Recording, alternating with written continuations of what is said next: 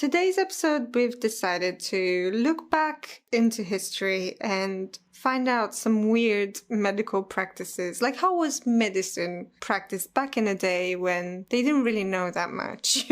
And we found, well, I don't know about you, I'll find out soon, but I found some treasures. It's honestly, I thought I was reading like a made-up story, but it wasn't. It was actually true. Oh, interesting. Mine is very gendered. Gendered? Well, it has to do a lot with the female medicine at the time. Maybe they were exploring more at the time. My one has to do a lot with drugs. Oh.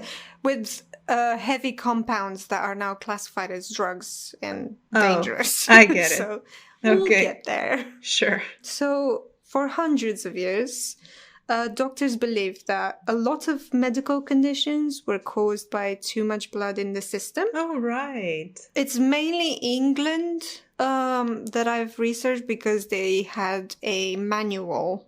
They found a manual where they kind of started taking down notes on what they would use to treat stuff. Okay. So it was like the 17th century's England. Okay. But this thing with the blood came back from the ancient times. Yeah, with the too much blood in the system and everything. That's what I was remembering. The 4 humors, was it? Like 4 types of liquid in the body. I don't really remember it. Maybe it was sort of medieval beliefs that there were 4 liquids. Sure, you can call them. Yeah, there were 4 main liquids in the body. More urine, blood, water, and... Yeah, so you had the 4 humors. So you had blood, yellow bile, black bile, and phlegm. Oh.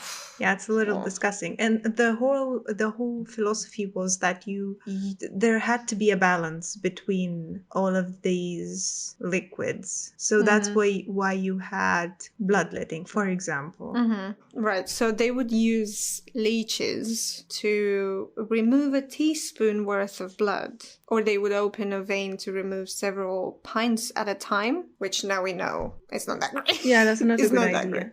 But leech therapy is still used. They use it a lot in plastic surgery because you get... For facials and that? No, you can use it on that too. Sure. I don't know if you put it on the face. Oh, yeah, you put it on the face. Okay, so the whole point is that if you operate on a certain body part, that after the operation, it might be in danger. That specific part might not get the blood flow that it needs to survive. Because if it doesn't get the blood flow, then it starts getting black and it dies. So you... Oh, yeah. And there are these... I've seen people using it on their nose after they get the rhinoplasty, because I think it's the tip of the nose sometimes doesn't get enough blood flow. Yeah, especially if the nose has been operated before. Or I've seen it used on nipples after a breast augmentation, because the nipple is also, it's such a tiny area, and it's an extremity. Yeah, and you have to make sure that you get blood circulation. So what leech saliva, I guess, does, it makes the blood a lot thinner. Just take an aspirin, Jesus Christ. Well, I don't think it's recommended. Yeah, I know. That's why they're actually very good, because I think you do have medicine that can help with blood flow in specific areas, but I think leeches are still considered to be the better option. I mean, I get it, yeah. It's like more natural, kind of. Well, I think they're also pretty cool because you can target a specific area. Yeah. So we established that medicine wasn't advanced in the 17th century England. You still didn't freak me out yet. We're getting there, slowly but steadily.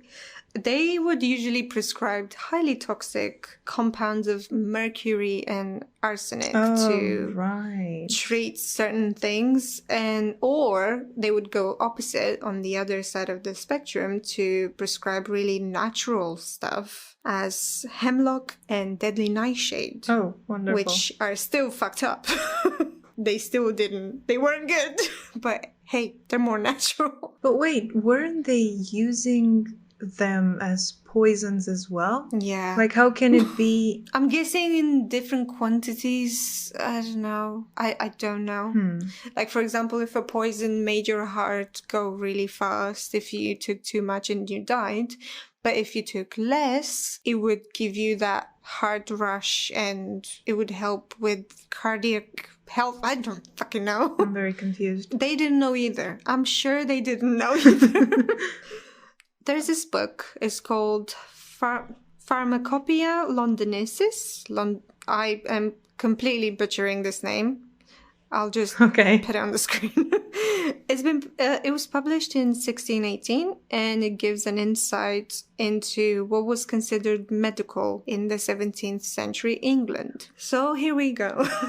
Remedies such as animal urine, sweat, saliva, and fat from animals, as well as bird shit, dog shit, and human shit. We're going there. Other items such as penises of stags, lungs of frogs, and hair clippings were used. Lungs of frogs. Very specific. They were used to produce vomiting, so at least they were used like they were meant to be used. At least they got that. Yeah. This is the lung of a frog. Stupid. Let's embark on a story. It's the story of the Earl of Kent in 1702. He just collapsed. So, this Earl of Kent, this is how the story starts, okay? He collapsed and had no pulse, or he didn't breathe. He didn't breathe at all. And the doctors, he had a doctor, I'm guessing a personal doctor. I don't know. They would have that because it's an Earl. And he would have a certain approach to dealing with this because he didn't think he was dead, right? He had a stroke, basically. Okay. So he had a stroke, but the doctor didn't know it was a stroke. So he's like, no, he's not dead. Well, technically, he wasn't dead. What? Well, technically, if he just had a stroke. He had no pulse. He didn't breathe. Some people have strokes and die. I know, but I think he could have been helped. Well, yes. Okay. If the doctor knew. Okay, so the doctor's approach to bring the Earl of Kent back to life was to shock the body, and he hoped that by physically putting the body through shocks would bring him back. So he started to draw blood, as he would, because he was like, what if he has too much blood? It all went to his head and he collapsed. You know, it made him faint. I don't know. And then he started sticking stinky stuff up his nose in hopes that the bad smell would bring him back. Oh, right, because that was used... I think smelling salts were used a lot by women in those times because they would faint. The corsets. You know, that's actually a myth. Is it? It is. That they would have smelly stuff in little vials and they would smell it? Well, the smelly stuff is not a myth. The corset thing is a myth. What is it? Corsets weren't used, were actually very practical. Were used even by working women, and it would give them support in their back, which a bra doesn't do, and in their chest. Especially if they were big chested. Thinking about it, wearing a corset, yeah, because it's used. Because my back aches because of my chesticles sometimes. And with a corset, it actually is like, such a relief. I don't have to, my muscles are not working to constantly pull them back. And there are certain medical corsets that are prescribed by doctors to people that have... big bazonkas? No, not big bazonkas. Bosoms. No, spine issues. Like severe spine issues can be helped by corset wearing. Interesting. But maybe there was... the thing that you know about it is the sort of the thing that was very dramatized in movies. Yeah. Especially when they would suffer because the handmaidens were trying to make the ladies what is it? Their waist smaller, you know. But it was used For dramatic purposes? Well, no, because that was a practice that was used in the past, but it wasn't something usual. Most women wouldn't do it. Yeah. And if they would do it, they would do it only on special occasions. Okay, so he started sticking up. Oh my god. You try to say this. He started sticking stuff up his nose. You know, you can rephrase it. Let's move past it. And he also started putting stuff down his throat again to make him vomit and to shock his body back to life. What? Are we sure this was a doctor? Well, he was claiming to be a doctor. I don't know. This is the story. Just some weirdo right? who wandered into the room. I mean, there's... Oh, hey, I'm the physician. Back in the day, there's no yep, I'm a doctor. I mean, you're playing with parsley, you must be a witch. I just decided I'm a doctor. Yes. And I'm letting everyone know. Do you think this worked? Yes, I think he saved Earl Kent, and he lived till 100. Well, no. Oh. He didn't respond to any of these treatments. Shocking. And he started to go into phase 2. So he had more things to do. He did not. He was full of ideas. Yeah, this doctor did not give up. He was a doctor. He was not going to give up until he brought the Earl of Kent back to life. I respect that. Okay, so further on, are you ready? He started shaving his head and he placed a caustic substance on his bald head under a plaster. So what happened? His head started blistering because of the caustic substance. So the substance was basically burning his scalp. Oh my god. Giving him blisters. But that wasn't bad. That meant that toxins were taken out of his body through that blister. So it was actually meant to be blistering. If it didn't blister, then that's when you should worry. So he's seeing this. He's like, oh yeah, it's working. He's getting hyped. I can't believe this. Do you think this works? Jesus Christ. It didn't work. So he proceeded to go further. So he didn't give up. The doctor, bless his heart, he was really trying to bring him back, okay? It's the Earl of bloody Kent. He proceeded by... Sorry. Okay. He proceeded by heating up an iron pan. A pan? Yeah. Heated up an iron pan. Oh, God. I am so terrified. What the fuck did he do to him? I'm not even done. Oh, no. In the fire and applied... Oh, okay. And applied... What did he do? What? Tell me. What did he do? Okay. So he applied the red hot pan to the patient's head.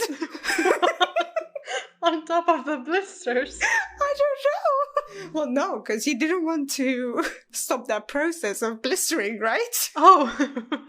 This was he was important. Like, that is working. That's working. Okay, let's keep going. Let's keep shocking this body. Don't lose the momentum. Jesus Christ. It's actually sad, but we're laughing because of how ridiculous this is. This is ridiculous. God. That poor man. I hope he died immediately. This is a real story. So this is not a joke. But wait, I'm confused. Were there people watching all this crazy shit? Yes. Let me... Come on. I think they would have known that if a guy is starting to... There were multiple doctors in the room, and there was also... His daughter didn't give up. So this doctor, I forgot to mention his name. He's called Dr. Goodall. Goodall. And he was really, really trying to resuscitate the Earl of Kent. But wait, there's more. Oh no. A few other doctors showed up during this whole ordeal. They were like, man, what the fuck are you doing here? But I think they were on board with this up to this point, up to the pan to the head. They were like, okay, I think Matt, I think he's dead. Just give up. Just like, chill, okay? You're not going to prove anyone anything. Just chill. But the daughter didn't give up. She was like, please, please, keep trying, keep trying. And everyone else was like, no, I think his time has come. But Dr. Goodall, So sad. Dr. Goodall did not give up. He took the Earl's body, now dead body, upstairs and put it in a bed. Are you ready? I'm not sure I am. Proceeded to blow cigarette smoke up his anus. Shut up. Shut up. Good thing the other doctors didn't see this. Cigarette smoke. Did they have cigarettes back then? They had something. No, I think this Dr. Noodle was something wrong with the dog. I don't think he was a doctor. Yeah. But this was known as the Dutch fumigation. Oh, that's right. I think I have something. It was an emergency resuscitation method. Right. It was used. This shit was used before. Oh, Jesus Christ. Do you think this worked? Oh. No, it didn't. I just hope poor Lord Kent died as soon as he hit the ground. A long time ago? Yeah. Yeah. I think that's what happened. Because he like collapsed. when our story began? Yeah. I hope he died. Yeah, he collapsed. I think that's what happened. Because he didn't have, by the time he started these procedures, he already didn't have a pulse. Okay. There's more. I'm sorry. Oh, God, just let the poor man. He tried one last thing, okay? He was like, okay, everyone, shut up. Let me do this one thing, okay? People were like, man, stop. Okay, so he tied the bowels of a freshly killed sheep around his abdomen to warm his body, trying to warm him up to kind of, I don't know, make his heart work, because he thought maybe because if the body's warm, the heart will work or something will happen. Because, you know, cold means dead, warm means alive, right? Yeah, that's how medicine works.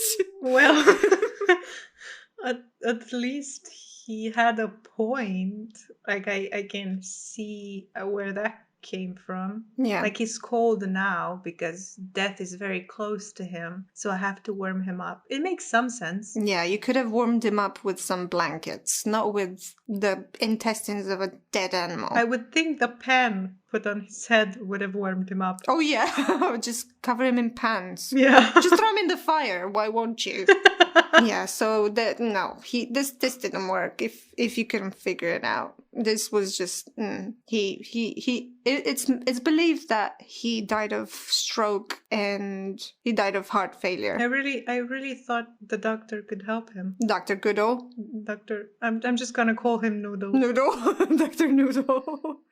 Oh. Dr. Noodle feels more appropriate. But by the 1800s, this was insane, okay? So this was 1700s. 100 years later, you think, oh, medicine has advanced, right? A little bit, at least a little bit. And I can kind of see where they were going with some of these procedures, maybe. They went from prescribing animal fat to treat certain stuff to actually prescribing them substances that we see in medicine today. So they kind of advanced, right? Well, to be fair, I sort of get the animal fat as well. Like, I'm pretty sure it can help with certain things. Well, up to a point, being reasonable. And it was also one of the goods that they had in abundance. Like it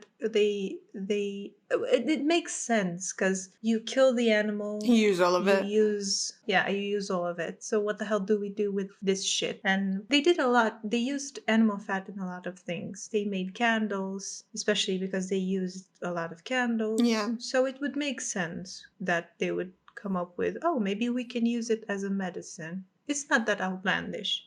I imagine it didn't help much with what they were using it for, but maybe it improved certain things. But they were using certain stuff, yeah, that is kind of used today. Like one thing, they were using snake oil. It was extracted from Chinese water snakes, and it was rich in omega-3 acids. I don't think they use snake oil. I think that's when you say that, oh, you use it derogatory now. Do you? Talking about bullshit. Yeah, they're talking about bullshit pseudoscience. You say, "Oh, that's snake oil." Ah, It's right. bullshit. Well, because Yeah. they said it would be used to reduce inflammation and treat arthritis, and it was rubbed on workers' joints after a long day Well, of working. I think that's what they thought it was doing. It doesn't do anything. Was it like placebo? Yeah. No, but like I can kind of see where they were going. Like, what the fuck are you doing with caustic substance on someone's head, right? No.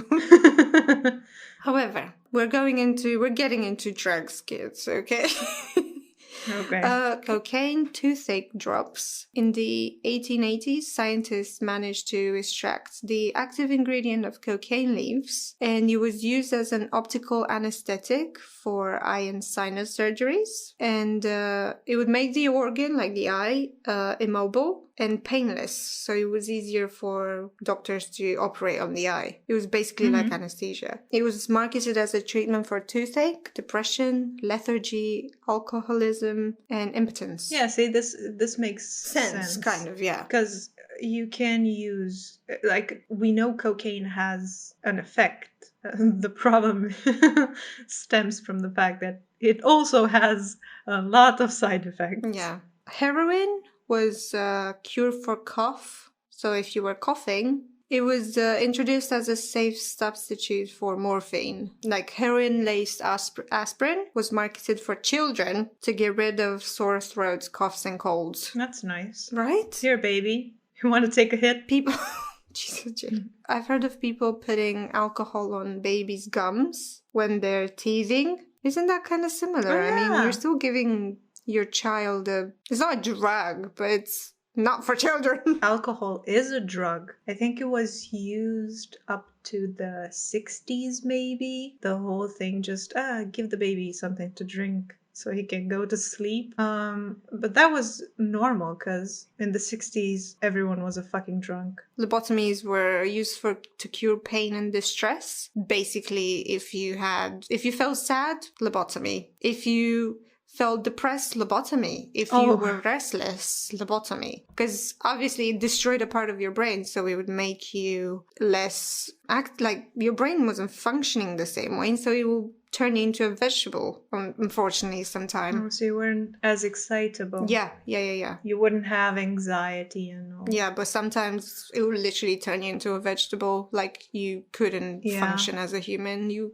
had to be cared for. That's horrifying. Yeah, and they thought this was actually working because they weren't actually publishing all the results. They were only making public the successes, quote unquote, of lobotomies, because there were some. For example, like they were very hysterical, and once they did that, obviously they turned into kind of vegetables, so they weren't hysterical, right. Therefore it's a success in their eyes. That's depressing. It is, yeah. But that's why it's not practiced anymore. Yeah. Shock treatments to cure impotence. Now, this is interesting. Oh, right. Do you know that? Well, I don't know if they use it, like electroshock therapy, right? Yeah. Before the balls.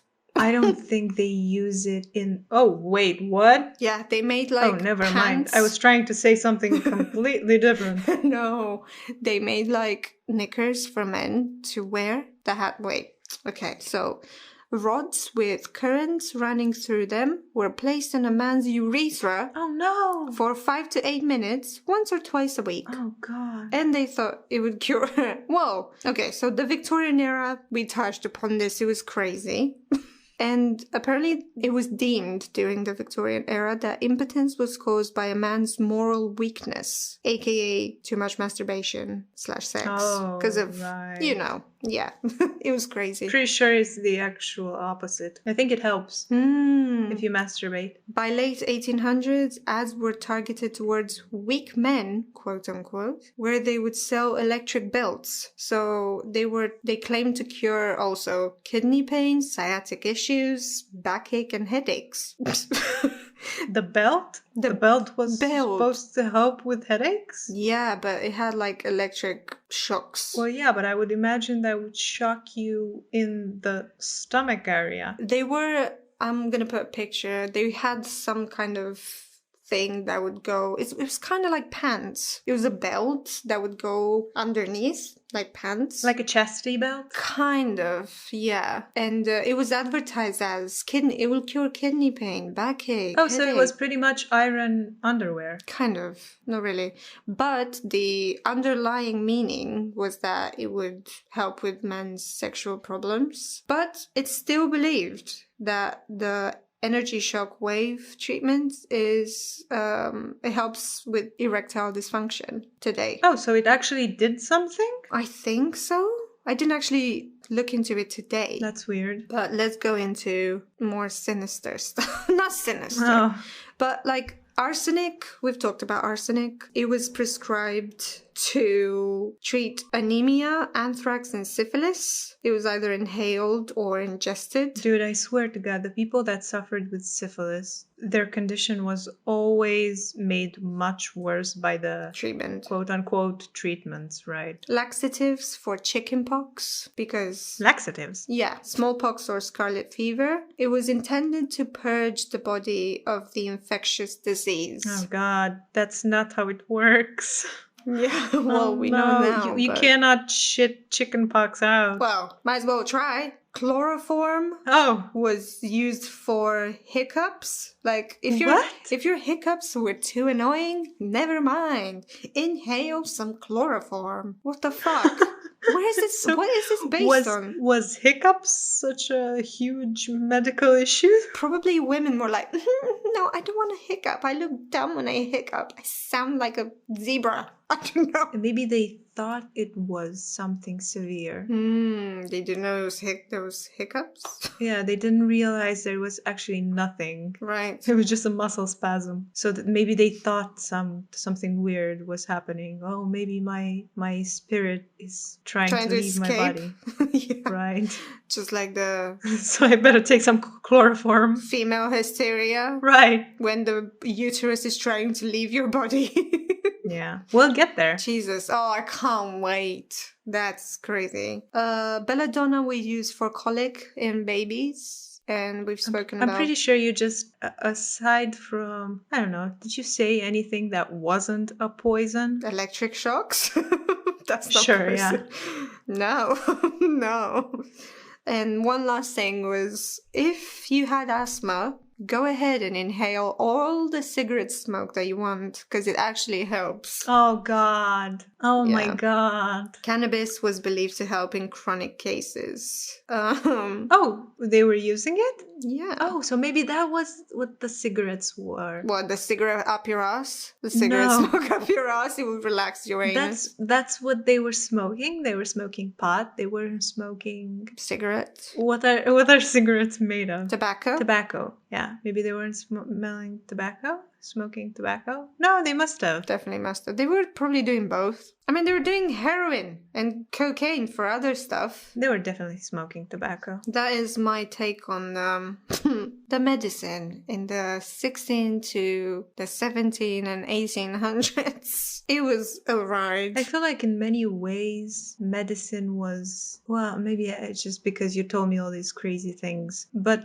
in a way, medicine was a little better before. Well, maybe not in Europe. I don't know. I feel like Egyptians had better ideas Are regarding. you saying this because they were using more natural stuff and you're thinking, oh, not so many toxins? No, I think I'm just Wishful thinking. yeah. So I think I actually go on where you left off. Nice. So I have the late 1800s throughout the early 1900s. And yeah, I told you, it was mostly gendered, female problems. And the thing that was most predominant at the time was hysteria. England? Yeah. Okay, yeah. So I think because in the 1800s, prostitution was at a peak. Say it again with much more conviction.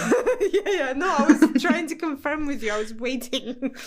I think so, yeah. Yeah, so prostitution was at a peak. So they were like, look at all these women not being the angel of the house. referral to the previous episode. Wink, wink. Let's try and solve this medically, right? Makes sense. I think hysteria was rich women were looking for a treatment to it. Yeah, because they were practicing being the angel of the house. Sure. You need to watch the previous episode to understand the reference, okay? Now I have background, I know. Okay, so you were talking before about the Wondering Womb. Yeah. Which is one of my favorite things in history. This whole theory of the Wondering Womb. The thing is that it's actually very old because Plato, the philosopher, as well as Hippocrates, were considered to be fathers of the modern medicine. So they had good ideas as well, but they also had this one, which was the theory of the Wondering Womb, which implied that the female uterus was believed to wander around the body like an animal hungry for semen. And the sort of explanation was that they were observing differences between men and women, right? So if men and women are different, then there has to be certain maladies that would only affect women. They thought that if the womb moved up, for instance, because they would have to describe like what the hell happens when that thing wanders around the body. Like, how do you know that your womb is not in the proper place? So they thought that if it moved up, the womb would cause sluggishness and you would lose strength and you would get a little dizzy. Makes sense. Yeah. Go on. And if the womb would descend, there would be a strong sense of choking, loss of speech and sensibility, and most dramatically, a very sudden death. So you would get maybe a little dizzy or death. Or die, right? Why? Was the womb trying to just leave my body? Was the womb my heart? Well, it wasn't behaving. It wasn't in the proper place. So if the specific organ wasn't in the proper place, that meant, oh no, you're in danger. We have to fix this. So is it because, did they focus more on women on this because they couldn't actually see the womb, but with men, they had the balls there. They were like, oh, they're there. You're fine. They're not traveling around your body. You can't find balls in your armpit. Is that why? They were like, yes. Well, I think it was one of the factors that contributed to the whole, because you didn't see inside how the thing looked, what it did when it was inside. I also think that at the time, women weren't considered sentient beings. No. No, that's not what I'm trying to say. I think they weren't considered as important in the when you make babies, how do you call it? Procreation? Right. So they weren't as important in the procreation process. Like there wasn't, like they were just the oven. Oh, wow. Because you couldn't see anything inside. You could see semen. Yeah. Because that would happen outside. So you would get, so this is where the baby comes from. So the womb was just the place where the baby would grow. Yeah. Oh my God, we take information for granted nowadays. It's like, duh. Oh my God, yeah. Seeing it from that point of view, I'm like, yeah, no wonder you believe that. How do you cure a wandering womb? You may wonder if you have issues. Well, physicians were sort of luring it back to the proper position with the pleasant smells placed to the vagina. So, hey, at least my vagina would smell nice. Right. Through all those layers of clothes, right? I think that the thing that I find the most funny is that, my womb, not only it wanders around my body, but it can also sniff. Oh my God. Oh, so one thing, I missed this. One thing that was also a problem, of which you might die from if your womb was wandering around, is that it was believed that it would suffocate other organs. It's very unusual because, Like, if it harms you, why would you have it? Why would you have it if it actually does not do you any well? yeah, it sort of behaved like a parasite. Yeah, right? I also find it very unusual that they knew of other organs. They knew how other organs behaved, but somehow the womb was such a huge mystery that they made this story of, oh, it wanders around, obviously. Did they not try to explore it from a medical perspective? Like, actually look inside a woman's vagina? Is it because it was so taboo that they were like, I'm not getting there? Well, you can see it if you just, like, I'm pretty sure your gynecologist. Well, no, but you can see that it's attached and it's not moving around. Yeah, I guess. It's not the actual Well, womb. you can't see it. Some things are attached. Yeah. But you can't see the actual womb. But then again, how can you see all the other organs? They couldn't. Yeah, that's right. But men also had them. Everyone had a heart. Everyone had lungs. Oh, yeah. So the womb was the only thing differentiate. The womb was yeah. the odd man out. Yeah, not the balls, the womb. So that was believed to be hysteria at the time. Your womb wandering around, and you would be, oh no, I'm so tired. I'm so excitable. And wouldn't they also make the women smell really disgusting stuff so that in case the womb was really high up in your body, it would go down towards your vagina? It would go, oh no, it stinks here. Yeah, like, nope. The other way. The other way smells nicer. They gave the womb a personality and a conscience and nostrils. And it actually made it sound like a cool dude. Yeah.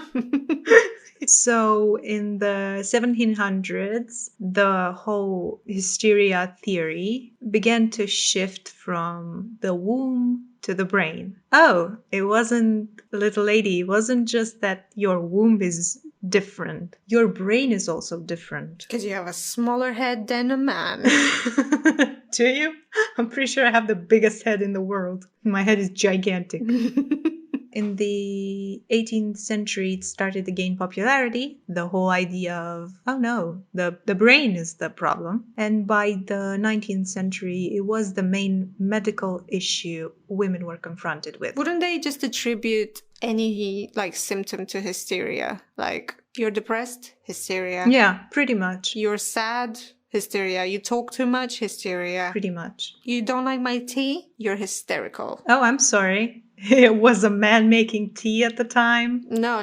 Like other women. No, like I would tell you, oh, you don't like my tea? I heard she has hysteria. The 19th century physician Russell Thatcher Trail approximated that 3/4 of the medical practice was devoted to the disease of women, meaning hysteria, and therefore physicians must be grateful to frail women, they would call them frail, afflicted, for being an economic godsend to medical profession. So they made up a disease that somehow was affecting, 3/4 of all women, and they were gaining money from it. It's not enough that they're already dealing with stuff that now they actually have to deal with being monetized on as well. And probably falling victims to research, experiments and that to find out what's wrong with you. So let me do these tests on you, right? And it was also very, I guess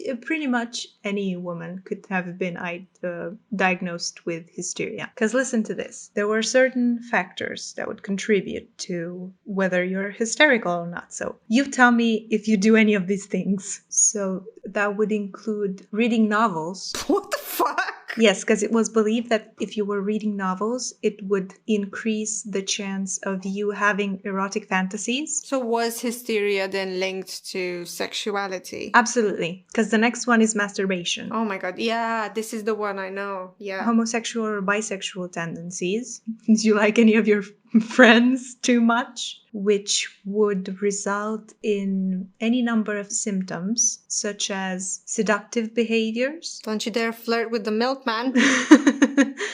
functional paralysis. What does that mean? I think, I don't know, you sit in a weird position and your leg falls asleep. Oh my god. I think that's what it is. Irrationality, Mm-hmm. which, those pesky women, and general troublemaking. So if you were too difficult, you were definitely hysterical. Okay, so was there an equivalent for men? Like, what if they showed all these symptoms? Maybe not all, but like, they masturbated too much. They were like just getting him like angry, punching a drywall. They didn't have drywalls back then, but like a wall, shouting. What do you think? What else? Their arm went numb when they were sitting in the lounge too much. Well, that was just man-like, wasn't it? That was just... Well, that's how men are. the women were supposed to be the angel of the house, right? Oh, so anything out of the ordinary. Yep. That book didn't say, oh yeah. Oh my god. So there are pages and pages of medical writings outing hysterics as great liars who willingly deceive. These women wouldn't even be believed if they said anything because they were obviously ill. And this is sad. The treatments that they used at the time was, well, this is not as sad.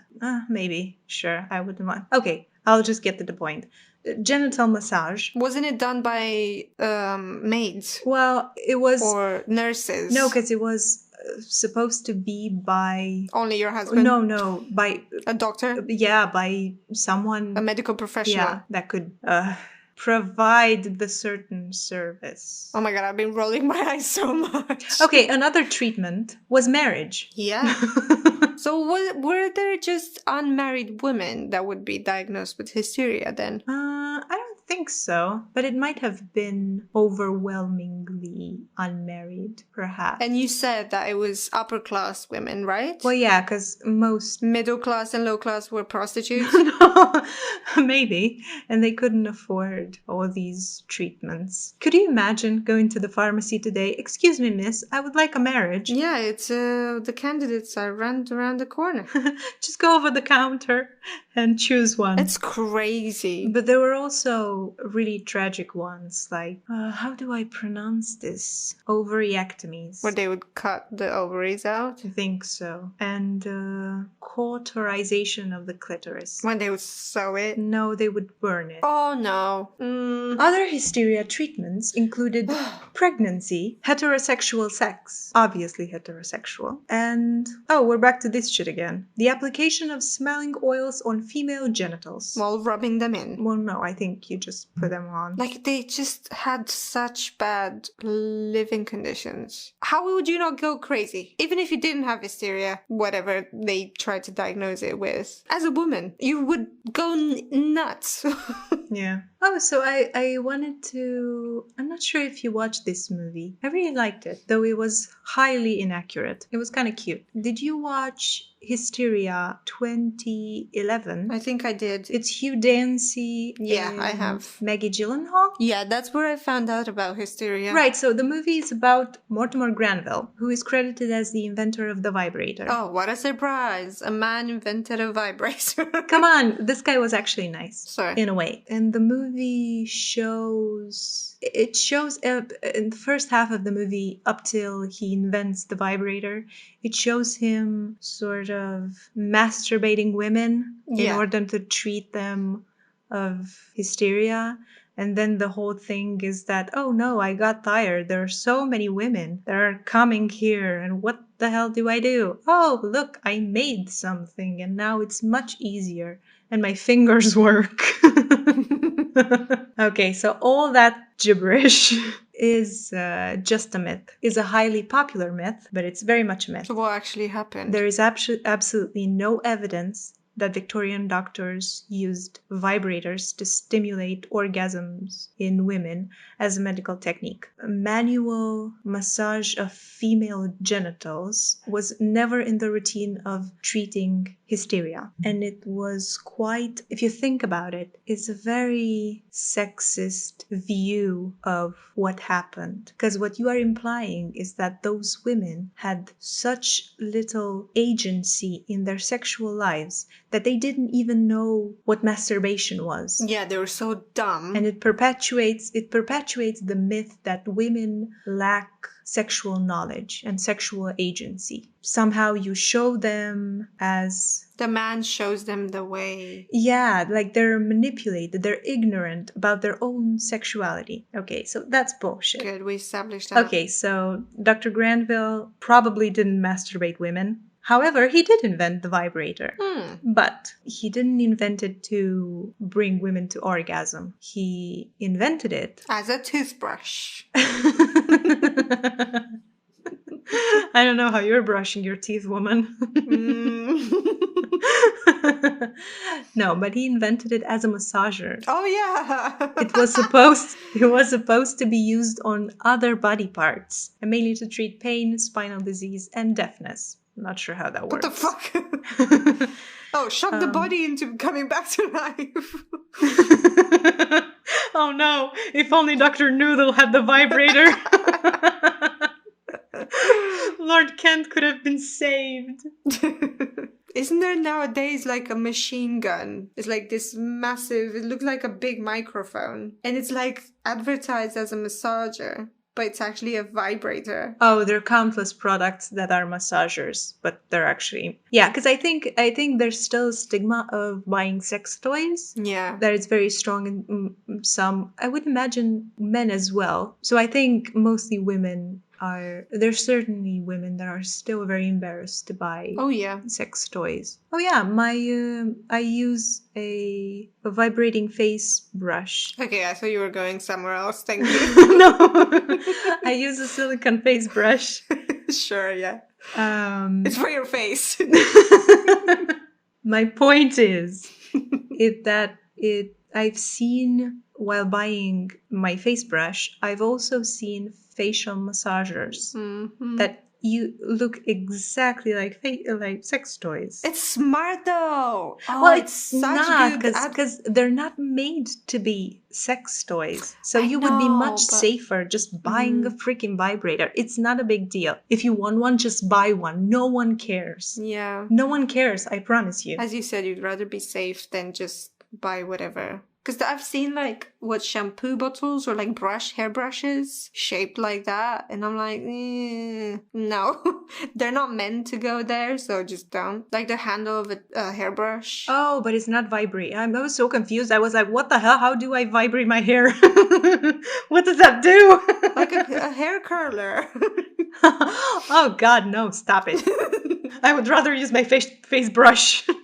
Okay, so Dr. Granville did invent the vibrator. It was a massager. It was used for other body parts. The only sexual uses he suggested were actually vibrating men's perineums to treat impotence. Ah, so it's either vibrating or electric shocks. I'm not sure if it helps, but I would imagine it does. In his book, Dr. Granville had the illustrations, and it would show how the electric vibrator should be used on, well, men. Interesting. Okay, so how the hell did we get to have vibrators? If this guy wasn't using it on females, well, how are we using them now? Well, the true story is that it became quite popular, the massager. It was really an awesome invention. People were using it, and the general public got to get very familiar with it. Both men and women were using it as domestic and medical appliances. So ads featuring men and women, babies, and older people promised vibrations that could be eliminating wrinkles and even curing tuberculosis. That's a lung disease. Yeah, it's cold to the lungs. Not sure how that's supposed to...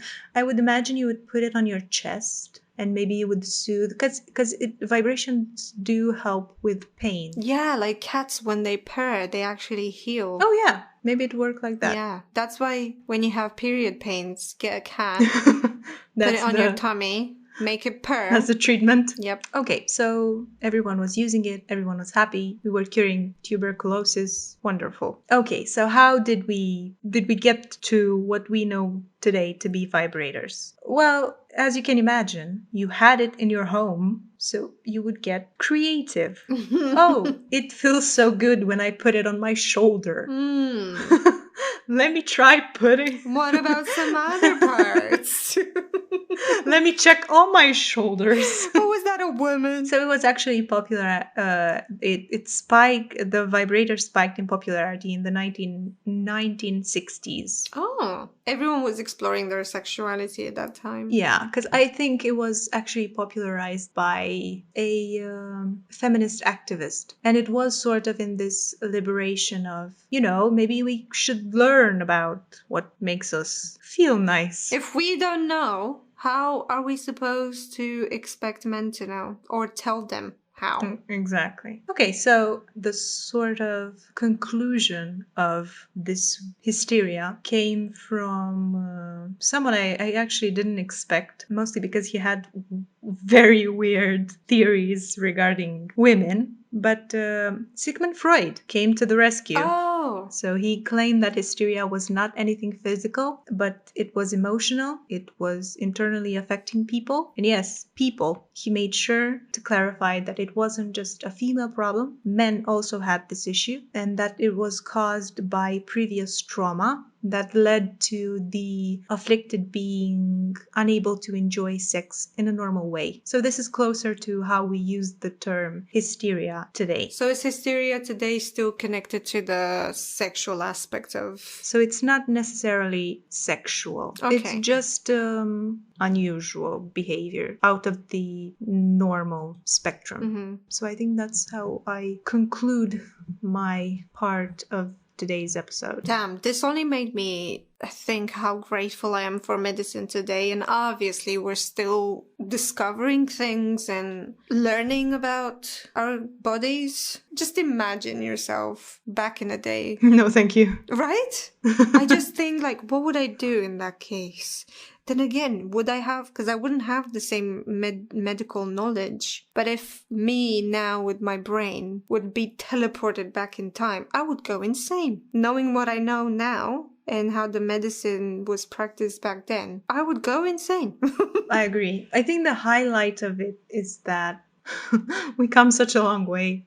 Like I read articles about things that have been discovered, sort of medical treatments that have been discovered, that I feel like I'm so much into the future. Like I had no idea we had that. I read about the vaccine for COVID and sort of how this new technology of the vaccine works. And it actually came from other treatments. Like, yeah. There are vaccines for cancer. What? Well, it's technically you put in it's not the DNA. So how this vaccine works, it's not the DNA, it's the RNA, I believe. So you put the information into the RNA and then you get the vaccine, and that information gets transmitted to your own DNA. So it sort of sends this information like, oh, this is how you're supposed to react if you get this disease or any disease. So the idea is that, because I was so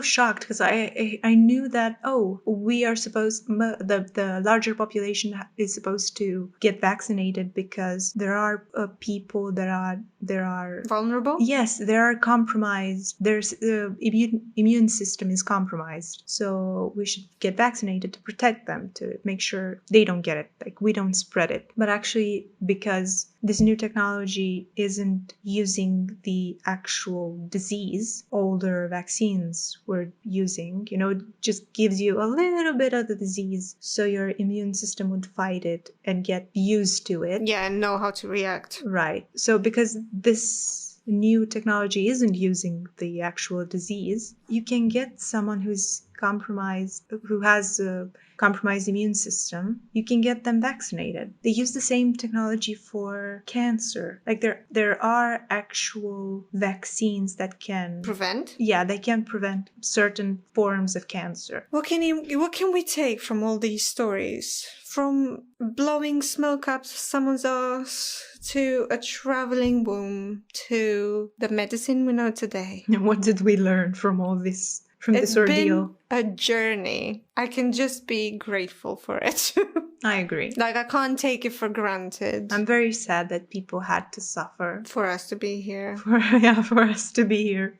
But I'm very thankful they did. I don't think they had a choice, but I'm pretty sure we're doing things, well, not to this degree, but we'll definitely find like 50, 100 years into the future, we'll learn that, maybe we're not supposed to do this. That poor Earl of Kent, may he rest in peace. R.I.P. Lord Kent. Thank you for watching and listening. Bye!